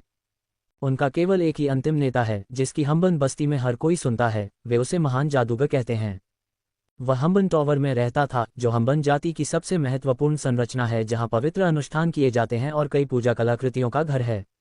अधिकांश हम्बन लोगों का लक्ष्य हम्बन टॉवर पर पहरा देना है क्योंकि उनका मानना है कि उनके भगवान टॉवर में सोते हैं, इसलिए टॉवर के संरक्षकों का बहुत सम्मान किया जाता है। ये वह सारी जानकारी थी जो जेरास 2 दिनों तक हम्बन लोगों के साथ घुलने मिलने और इधर उधर हंसने हंसाने के बाद इकट्ठा करने में सक्षम था। हम्बन लोगों का जीवन सबसे सरल था जिसे उसने कभी देखा था। वहाँ स्कूल या प्रशिक्षण संस्थान या ऐसा कुछ भी नहीं था, वे सभी बस खेती करते थे। लेकिन भले ही वे बहुत आदिम और खानाबदोश थे, लेकिन उनमें अविश्वसनीय ताकत थी। जेरा की आंखें लगभग बाहर निकल आईं जब उसने एक 1.5 मीटर के हम्बन को देखा जो अपने से आधे आकार का एक पत्थर उठा रहा था। यहाँ तक कि उसे उस पत्थर को उठाने के लिए कुछ तनाव की आवश्यकता होगी और फिर भी वह बच्चा उसे ऐसे उठा रहा था जैसे कि वह कुछ भी नहीं था। हम्बन लोगों की उम्र उनकी ऊंचाई के अनुरूप है। उदाहरण के लिए, जेरा जिस आकृति में बदल गया था वह 2 मीटर लंबी और लगभग 21 वर्ष की थी। 20 वर्ष की आयु में वे जो करते हैं वह यह है कि सुबह से शाम तक खेतों में जाते हैं और फिर हम्बन बस्ती में एक विशेष स्थान पर जाते हैं जहां पुरुष और महिला युवा हम्बन घूमते हैं। योजक चिन्ह योजक चिन्ह योजक चिन्ह योजक चिन्ह योजक चिन्ह योजक चिन्ह योजक चिन्ह योजक चिन्ह। हम्बन लोगों का एक समूह नंगे सीने देखा जा सकता था क्योंकि उन सभी के गले में एक कुदाल लटकी हुई थी और उनकी कमर में कटलेस बंधे हुए थे। पूरे समूह में लगातार हंसी और थप्पड़ गूंज रहे थे क्योंकि वे सभी खेत की ओर जा रहे थे। तो थियो, तुमने नताशा से एक बार फिर से भागने के लिए ही रास्ता नहीं चुना था, है न? 2 मीटर वाले हम्बन में से एक ने पूछा और हम्बन में से एक की गर्दन के पीछे थप्पड़ मारा, जिससे बाकी लोग एक दोस्ताना मजाक में जोर से हंसने लगे। थियो नामक हम्बन का नाम जेरास था। ऐसा लगता है कि जिसके पास पहले ये शरीर था वह बहुत डरा हुआ और शर्मीला हम्बन था जिससे दूसरे उसका मजाक उड़ाते थे। और नताशा उसकी मंगेतर लग रही थी। तुम्हें पता है, मुझे खुद को मजबूत और तेज करने के लिए बस कुछ समय चाहिए था, इसीलिए मैंने युद्ध के लिए हस्ताक्षर किए हैं। जेरास ने यथासंभव स्वाभाविक होने की कोशिश करते हुए कहा। तो तुम्हें लगता है कि अब तुम नताशा को प्रपोज कर सकते हो? हम्बन में से एक, जिसका नाम मिरो था, ने किनारे से पूछा। ओह, जेरास ने कहा, हालांकि उसे सिर्फ इस बात का अंदाजा था कि वे क्या कह रहे थे। पूरा समूह अचानक रुक गया क्योंकि वे सभी थियो को सदमे में देख रहे थे। जेरा की गर्दन के पीछे से पसीना टपक रहा था और उसका दिल इस डर से पागलों की तरह धड़क रहा था कि उसने कोई गलती कर दी है। चेहरों में क्या है? जेरास ने पूछा और उसने यथासंभव स्वाभाविक होने की कोशिश करते हुए अपनी भौहें ऊपर उठाईं। ओह, ये कुछ भी नहीं है। ये सिर्फ इतना है कि यह पहली बार है जब तुमने यह बात इतनी बेबाकी से जोर से कही है। युद्ध ने तुम्हें हमारी कल्पना से कहीं ज्यादा बदल दिया है। हम्बन में से एक, मोरी ने थियो के चेहरे को देखते हुए कहा। आमतौर पर उनके समूह में हर कोई जानता था कि थियो कौन था। वह युवक था जिसने नताशा का प्यार जीता था, लेकिन वह उसे प्रपोज करने से बहुत डरता था। हर कोई उसे लकी थियो कहता था क्योंकि वह शमन की बेटी का प्यार जीतने में कामयाब रहा था। मुझे लगता है, जेरास ने इसे अनदेखा करते हुए कहा, वैसे भी मैं कुछ समय के लिए बस्ती से बाहर रहा हूं। कोई मुझे बता सकता है कि मेरे जाने के बाद क्या हुआ था? जेरास ने हम्बन के समूह के बीच चलते हुए पूछा। अच्छा, कुछ खास नहीं हुआ। इसके अलावा जीरो हम्बन टॉवर के इनर गार्ड में शामिल होना चुन रहा है, मोरी ने कहा और अपनी नज़र हम्बन में से एक पर डाली जो आमतौर पर पूरी यात्रा के दौरान चुप रहता था और उसके भावशून्य भाव पर एक अहंकारी नज़र थी। क्या? जेरास ने चौंक कर जवाब दिया क्योंकि वह ये सुनकर आश्चर्यचकित था कि जीरो को हुम्बन टॉवर में इन गार्ड के रूप में चुना गया था। हैरान है न? हम भी इसी तरह हैरान थे। जीरो ने परीक्षा दी और पास हो गया। वह कल हुम्बन गार्ड असेंबली में शामिल हो जाएगा और हमें खेती करने के लिए छोड़ देगा। जोरी, लड़कों में से एक ने अपनी आवाज में ईर्ष्या से कहा। ये कुछ भी नहीं है। जीरो की आवाज उन तक गूंजी, हालांकि उसकी आवाज में गर्व छिपा नहीं था। तो युद्ध के बारे में क्या ख्याल है, थियो? मोरी ने पूछा। बाकी लोग भी तुरंत चुप हो गए और उत्सुकता से उसकी ओर देखने लगे। युद्ध क्रूर है। हम वर्तमान में उनके साथ गतिरोध में हैं। चूंकि मैं एक साधारण योद्धा हूं, इसलिए मुझे ज्यादा कुछ नहीं पता, लेकिन कुछ ऐसा है जो मैं गुप्त रूप से सीखता हूं। युद्ध का रहस्य, जेरास ने फुसफुसाते हुए कहा, जैसे उसे डर हो कि कोई उसे सुन लेगा। ओह, यह क्या है? मोरी ने उत्सुकता से पूछा क्योंकि जेरास ने देखा कि भावशून्य जीरो भी उसकी ओर देख रहा था। उन्होंने कहा कि वे अपनी अपहृत राजकुमारी को वापस लेने के लिए लड़ रहे हैं जो कुछ समय पहले हुम्बन से मिलने गई थी। जेरास ने उनकी आंखों में फुसफुसाते हुए कहा क्योंकि वह उत्सुकता से उनकी प्रतिक्रिया देख रहा था। अपहरण? मोरी ने चौंकते हुए पूछा क्योंकि समूह ने भौहें सिकोड़कर उसकी ओर देखा। कुछ हफ्ते पहले एक मानव महिला वास्तव में हमारी बस्ती में आई थी, लेकिन मैंने कभी नहीं सोचा होगा कि डायना अपनी मानव दुनिया में एक राजकुमारी है। हुम्बन में से एक ने उससे कहा, जिससे जेरा के कान खड़े हो गए। हाँ, वह लड़की वास्तव में मजबूत है, ताकत की प्रतियोगिता में हम सभी को हराने में सक्षम है। वह एक अलग लड़की थी, लेकिन मुझे नहीं पता कि बुजुर्गों ने उसका अपहरण किया या कुछ और। मोरी ने पुष्टि की।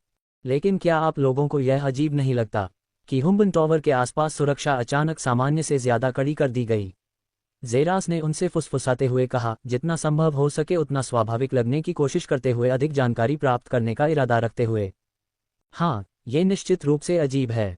शमन ने कहा कि यह टॉवर की अधिक सुरक्षा के लिए है, लेकिन मुझे आश्चर्य है कि इतनी सुरक्षा की आवश्यकता क्यों है। टॉवर हमेशा सालों से एक जैसा ही था, बिना किसी हमले या किसी चीज के। वह अब सुरक्षा बढ़ाने की कोशिश क्यों करेगा? हुम्बन में से एक ने भी उलझन में पूछा। बस इतना ही काफी है आप सभी के लिए। जीरो की ठंडी आवाज अचानक बगल से गूंजी। क्या आप शमन पर शक कर रहे हैं? इसके अलावा, अगर डायना को वास्तव में रोका गया था, तो एक महत्वपूर्ण कारण है और मुझे नहीं लगता कि आपको बड़ों की कार्रवाई पर सवाल उठाने का कोई अधिकार है। जीरो ने अपनी आवाज में अधिकारपूर्ण और तिरस्कार से भरा हुआ कहा, जिससे जेरास उसके करीब जाना चाहता था और अधिक जानकारी प्राप्त करने की उसकी योजना को बर्बाद करने के लिए उसके बड़े मुंह पर जोरदार मुक्का मारना चाहता था।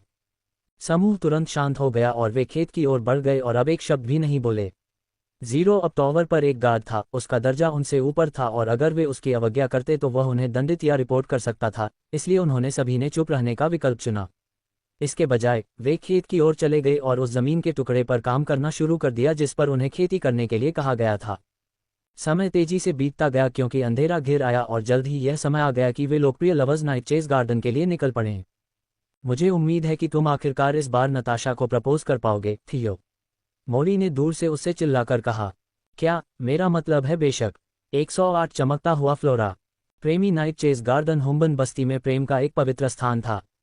केवल युवा वयस्क जो विवाह की परिपक्व उम्र में हैं, उन्हें इस स्थान पर जाने की अनुमति है, जिसे इस क्षेत्र के रूप में परिभाषित किया जा सकता है जहां महिला और पुरुष हुम्बन एक दूसरे के बारे में अधिक जानते हैं। नोव एल बी JNN। इसका निर्माण वर्षों पहले इस क्षेत्र में पहले शमन द्वारा अपने प्रेमी को प्रपोज करने के इतिहास के कारण किया गया था। तब से यह उद्यान हुम्बन के लिए अधिक सार्वजनिक ध्यान का केंद्र बन गया है और यह अपनी सुंदर प्राकृतिक सेटिंग और पर्यावरण के कारण नवोदित प्रेमियों के लिए एक पसंदीदा स्थान बन गया है। जेरास लंबे नीले रंग के गेट से पहले पहुंचे। उन्होंने अंदर देखा और जो कुछ उन्होंने देखा उससे चौंक गए। उनके ठीक सामने एक बहुत बड़ा बगीचा था जिसमें फूल थे जो चांदनी की कोमल चमक में बहुरंगी रोशनी से चमक रहे थे और जिनके सिरे वे देख भी नहीं सकते थे। दूर दूर तक घाटियों में धाराएं बह रही थीं, जिन पर चट्टानें पुल का काम कर रही थीं, जबकि अलग अलग नर और मादा हुम्बन हाथों में हाथ डाले हुए जगह जगह चमकती हुई हंसी के साथ घूम रहे थे। जेरास वहां आश्चर्यचकित खड़ा था क्योंकि वह धीरे धीरे पूरी तरह से उस जगह में प्रवेश कर रहा था और वास्तव में चौंक गया था। ये सबसे सुंदर वातावरण था जो उसने अपने जीवन में कभी देखा था, भले ही अभी आधी रात हो चुकी थी। बगीचा बहुत बड़ा और अंतहीन था और वह बस चलता रहा। उसका अकेला शरीर उसे हुम्बन के समूह से अलग कर रहा था जो जगह के चारों ओर दुबके हुए थे, लेकिन हर कोई अपने काम में उलझा हुआ था और उस पर ज्यादा ध्यान नहीं दे रहा था। जेरास बगीचे में चलते हुए फूलों को देखता रहा, जिनमें नसों से अलग अलग रंगों की रोशनी निकल रही थी।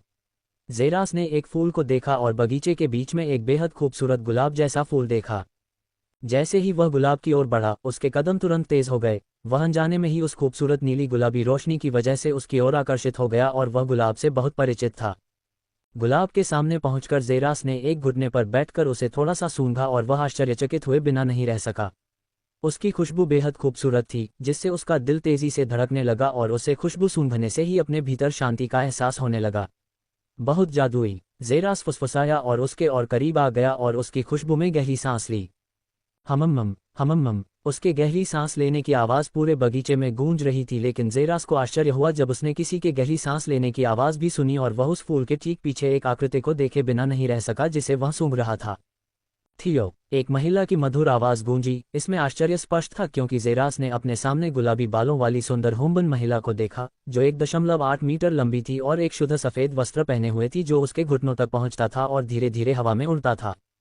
उसकी आंखें सामान्य गहरे काले रंग के बजाय हरे रंग की थीं, जबकि एक हुम्बन के लिए भी उसका चेहरा पूर्णता द्वारा खुद को तैयार किया गया था।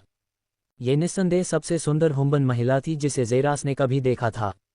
नताशा, ज़ेरास ने अनजाने में पूछा और जल्दी से खड़ा हो गया। शर्मिंदगी महसूस हुई कि एक मादा हुम्बन ने उसे मादा की तरह फूल सूंघते हुए पकड़ लिया।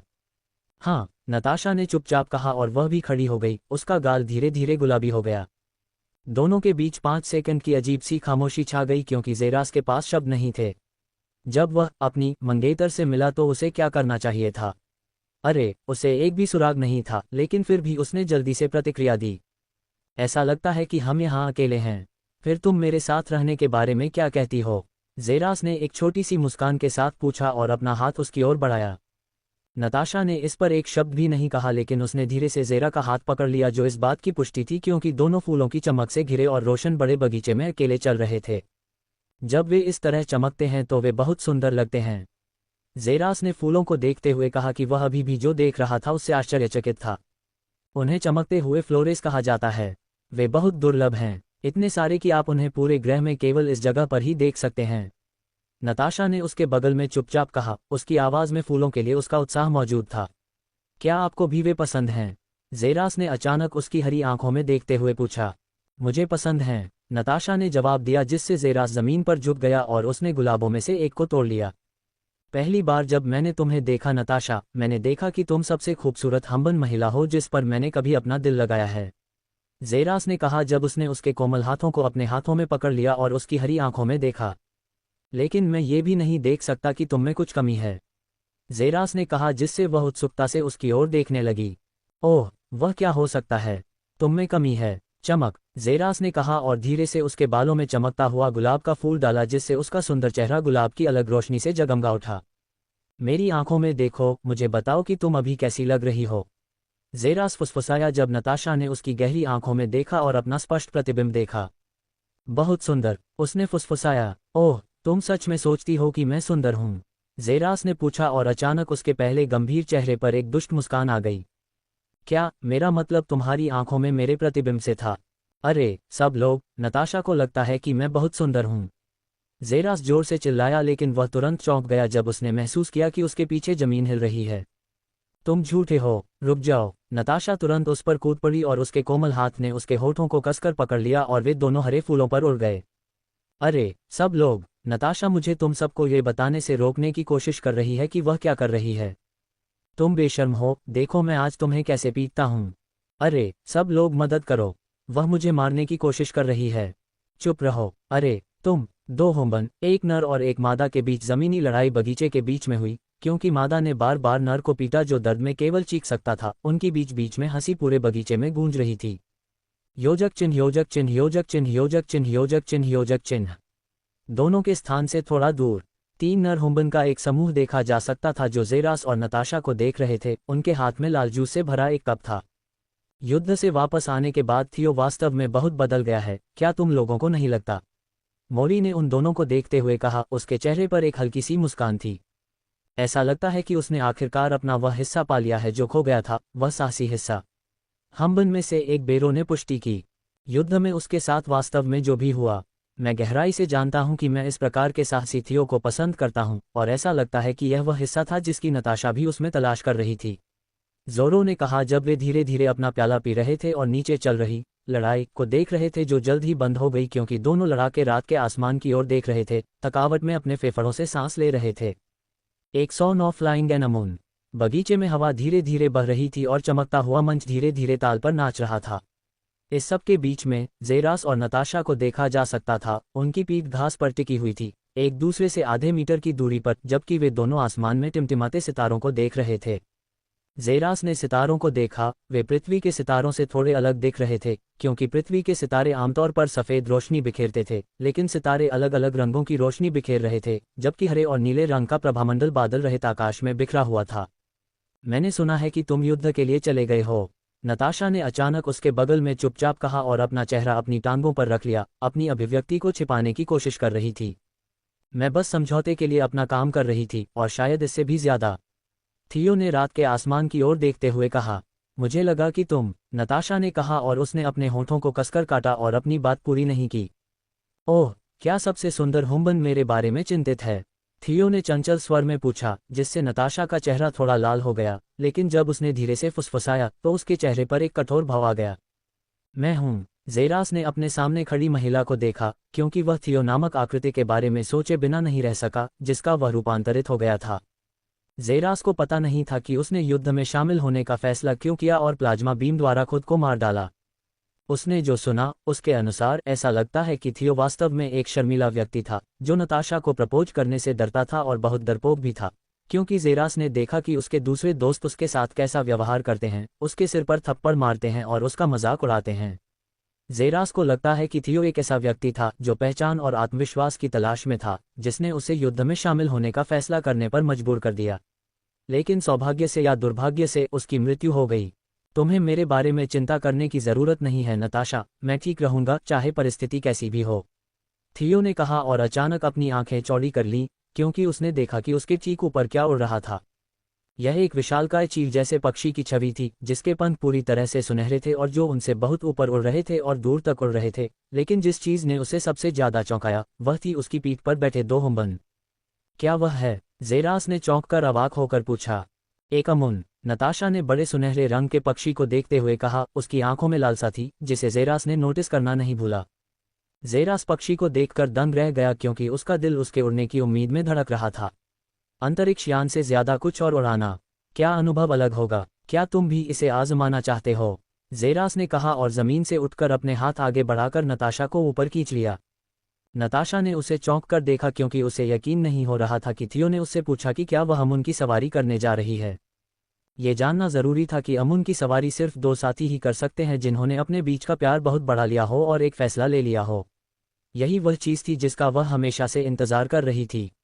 लेकिन थियो ने यह देखकर एक शब्द भी नहीं कहा और नताशा जानती थी कि क्यों। वह बस ऊंचाइयों से डरता था।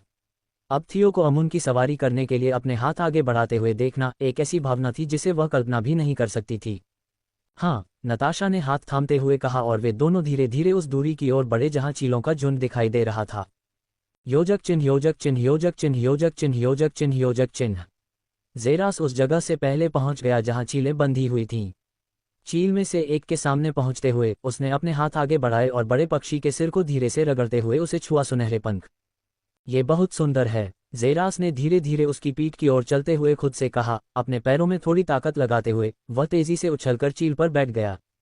उसने नताशा की ओर देखा जो नीचे से उसे चकित भाव से देख रही थी। उसने अपने हाथ उसकी ओर बढ़ाए और एक ही झटके में जेरास उसे चील पर खींच कर ले गया, जबकि वह चील के गले में बंधी लगाम को पकड़े हुए आगे बैठा था। उसका दिल उम्मीद से तेजी से धड़कने लगा, क्योंकि जेरा पहली बार किसी पक्षी की सवारी कर रहा था। इसके अलावा यह एक पक्षी था, कोई अंतरिक्ष यान नहीं, इसलिए उसे ड्राइव के बारे में बहुत कुछ सीखना था।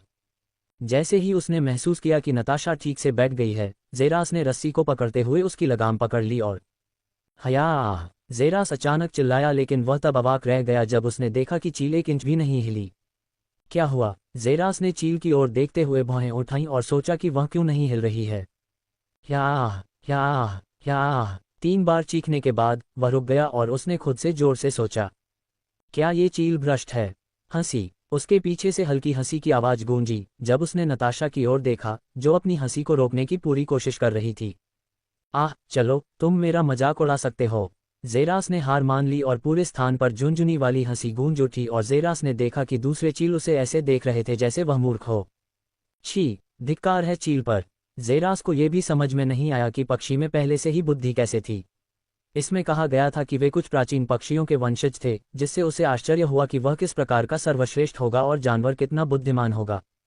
1 मिनट तक लगातार हंसने के बाद नताशा ने आखिरकार खुद को संभाला और अपना ध्यान जेरास की ओर लगाया। तुम्हें अमुन की सवारी करना किसने सिखाया? नताशा ने चेहरे पर एक व्यंग्यात्मक मुस्कान के साथ उसकी ओर देखते हुए कहा। ऐसा लगता है कि तुमने कभी बड़ों की शिक्षा पर ज्यादा ध्यान नहीं दिया। चलो मैं तुम्हें सिखाती हूँ। नताशा पीछे से उसके करीब झुकी और उसका हाथ उसके हाथ पर आ गया। जेरा का चेहरा तुरंत टमाटर की तरह लाल हो गया क्योंकि उसे लगा कि पीछे से एक बेहद नर्म वस्तु उसकी पीठ को छू रही है, जबकि नताशा की गर्म सांसें लगातार उसकी गर्दन को सहला रही थीं।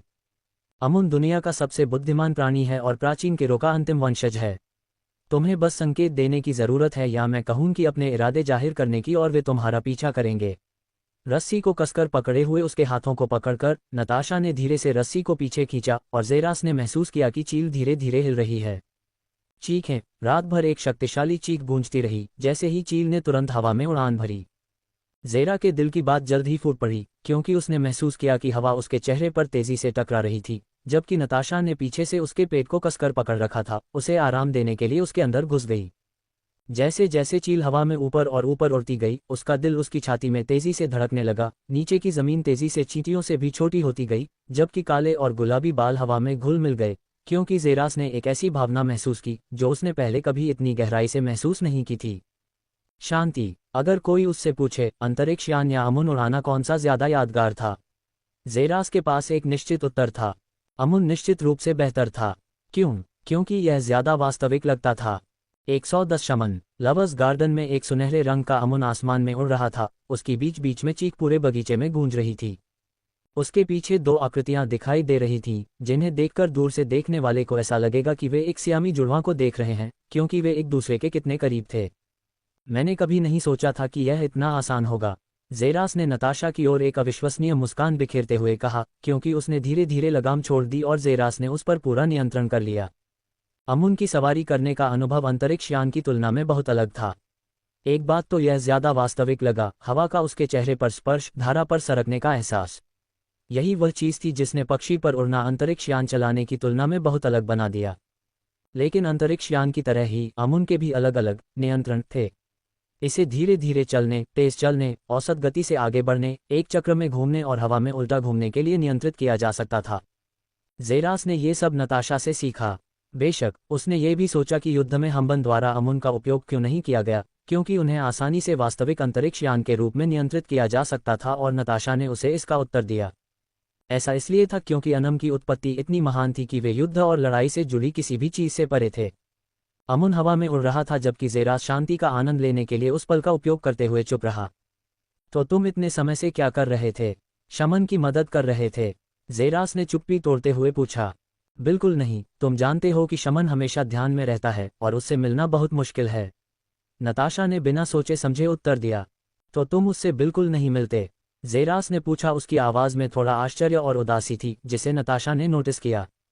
मैं कभी कभी ऐसा करती हूँ, हालांकि ज्यादातर लोगों को पता नहीं होता, नताशा ने जवाब दिया। टॉवर के अंदर और बाहर सभी गार्डों के सामने शमन से मिलने जाना बहुत शर्मनाक रहा होगा, है न? ऐसा लगता है कि सभी से कह रही हूँ, नमस्ते, मैं आकर डैडी से मिलना चाहती हूँ, जेरास ने कहा। उसकी आवाज़ और भी लड़कियों जैसी और नताशा जैसी हो गई, जिससे नताशा जोर से हंस पड़ी। बेशक मैं ऐसा नहीं करती। दरअसल हम्बन टॉवर में एक गुप्त दरवाज़ा है, जिसका इस्तेमाल मैं सभी आंतरिक गार्डों से बचने के लिए करती हूँ। यह एक गुप्त दीवार है जिसके ऊपर एक फूल की छोटी आकृति है। इसका इस्तेमाल करके मैं मंदिर के सबसे गुप्त क्षेत्र में पहुंच सकती हूं और आसानी से शमन से मिल सकती हूं। नताशा ने बिना सोचे समझे जवाब दिया, लेकिन जेरा की आंखें सिकुड़ गईं क्योंकि उसने अपने दिमाग में जानकारी दोहराई। एक गुप्त दीवार जिस पर एक फूल का शिलालेख है और यह मंदिर के सबसे गुप्त क्षेत्र की ओर ले जाती है। जेरास ने खुद से कहा। यह जानकारी जल्दी से उसके दिमाग में बैठ गई। वे दोनों पूरे अनुभव के दौरान एक बार फिर चुप रहे, लेकिन चुप्पी सबसे अच्छी चीज थी जिसकी दोनों के बीच के बंधन को मजबूत करने के लिए जरूरत थी। थियो, नताशा ने अचानक पीछे से पुकारा। हाँ, मुझे लगता है कि तुम शमन के बारे में पूछने की कोशिश कर रहे हो। क्या तुम उससे मिलना चाहते हो? नताशा ने अचानक पूछा, जबकि ज़ेरा की धड़कनें लगभग नियंत्रण से बाहर हो गई थीं। शाम के 4:15। हाँ, ज़ेरास ने संक्षेप में उत्तर दिया। क्यों? क्योंकि मुझे उस पर एक अच्छा प्रभाव बनाने की ज़रूरत है, ज़ेरास ने जवाब दिया और नताशा की आंखों में देखने के लिए पीछे मुड़ा, जबकि उसने उसका बायां हाथ अपने हाथ में कसकर पकड़ रखा था। नताशा के नीले चेहरे पर गुलाबी रंग की एक छाया दिखाई दी, क्योंकि उसने जो कुछ कहा उसे सुनकर उसका सिर घूम गया। क्या वह आखिरकार उसके पिता से उससे शादी करने की अनुमति मांगने की कोशिश करेगा? दोनों हमबन एक दूसरे की आंखों में देखते हुए एक पल बिता रहे थे। काली आंखें एक ब्लैक होल की तरह थीं और हरी आंखें प्रकृति के सभी आशीर्वादों को समेटे हुए थीं। नताशा के नियंत्रण से बाहर अचानक एक विचार आया, जब वह अचानक थियो के करीब झुक गया। ज़ेरा का दिल लगभग उसकी पसलियों से बाहर निकल आया, क्योंकि उसने अपने आप ही सोचा, सिस्टम, मैं क्या करूं? होस्ट को एक आदमी की तरह व्यवहार करना चाहिए, जो वह नहीं है, और इसके लिए आगे बढ़ना चाहिए। ज़ेरास ने देखा कि नताशा ने अपनी आंखें बंद कर लीं और वह अपनी नाक पर उसकी गर्म सांस महसूस कर सकता था, लेकिन अचानक अमुन हिल गया क्योंकि संतुलन तुरंत बिगड़ गया, जिससे नताशा ने सदमे में अपनी आंखें खोली क्योंकि उसे लगा कि वह अचानक पीछे की ओर खिसक रही है। आहे! नताशा के होंठों से एक आह निकली, लेकिन इससे पहले कि वह दूर गिरती, ज़ेरा ने तुरंत उसके हाथ को पकड़ लिया और उसने उसे जल्दी से अपनी छाती में खींच लिया। वे दोनों जमीन के नीचे देखते हैं जहां नताशा गिर जाती, जबकि ज़ेरास अपने पसीने पोंछ रहा था। वह करीब था। स्क्रीईसीसीएचएच, मुझे उम्मीद है कि भविष्य में हमें इस तरह का और समय एक साथ बिताने को मिलेगा, ज़ेरास ने एक खूबसूरत मुस्कान के साथ कहा। अब तक की सबसे खूबसूरत मुस्कान। ये खुशी मेरी है। अलविदा नताशा, ज़ेरास ने कहा और धीरे धीरे पीछे मुड़ा और पीछे की ओर चल पड़ा जहां से वह आ रहा था। तुम कल रात यहाँ आओगे, है न? नताशा ने अचानक उससे पूछा। ज़ेरास ने पीछे मुड़कर देखा और दूर जाने से पहले मुस्कुराया। नताशा ने पीछे हत्ते थियो की पीठ की ओर देखा, क्योंकि उसने अपने जीवन में पहली बार महसूस किया कि उसका दिल एक रात में ही नियंत्रण से बाहर हो गया था, जितना उसने पहले कभी नहीं देखा था। वह महसूस कर सकती थी कि थियो आखिरकार बदल गया है और उसने आखिरकार उन भावनाओं को पकड़ लिया है जिन्हें स्वीकार करने में वह शायद बहुत शर्मीला था। इससे उसका दिल तेजी से धड़कने लगा और उसके चेहरे पर मुस्कान आ गई, लेकिन अब उसकी पीठ को देखते हुए वह अपने दिल में दर्द महसूस करने से खुद को रोक नहीं पाई, जैसे कि यह आखिरी बार था जब वह उसे देख रही थी। क्या अजीब एहसास है, नताशा ने खुद से कहा और थियो को देखा जो जल्द ही उसकी नज़रों से ओझल हो गया। योजक चिन्ह, योजक चिन्ह, योजक चिन्ह, योजक चिन्ह, योजक चिन्ह, योजक चिन्ह। ज़ेरस धीरे धीरे दूर चला गया। आसमान में चांद उसकी आकृति को रोशन कर रहा था और उसके पैरों के नीचे एक लंबी अकेली छाया डाल रहा था। उसके हाथों को देखते हुए अमुन के छोटे पंख देखे जा सकते थे, क्योंकि ज़ेरस ने उसे अपने हाथों से झाड़ दिया था। यह अमुन पंख था जिसे उसने जबरदस्ती पक्षी से बाहर निकाला था, जिससे वह नताशा के चुंबन से बच गया था। मुझे माफ़ करें नताशा, और मैं आपकी भावनाओं को समझता हूँ, लेकिन मैं थियो नहीं हूँ और अगर मैं उसका रूप भी ले लूँ तो भी हम दोनों के बीच कोई संबंध नहीं है। अगर मैं तुम्हारे लिए थियो की स्थिति में काम करता तो ये गलत होता और थियो के लिए भी बहुत अनुचित होता, ज़ेरस ने खुद से कहा।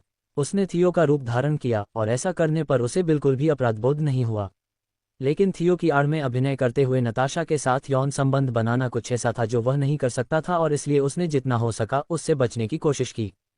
थियो मर चुका है। मैं यह का ज़ेरास सेलेस्ट्रिया हूँ, जो अमेज़न की राजकुमारी को बचाने के मिशन के लिए यहाँ आया हूँ।